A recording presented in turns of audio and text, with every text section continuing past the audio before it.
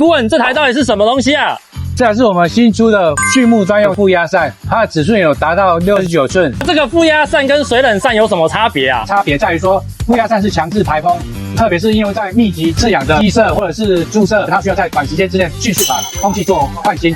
所以那种像是温室的就不能用，是不是？在高温的密闭空间之下，更需要负压扇去做强制排热。你们这一台跟外面有什么差别啊？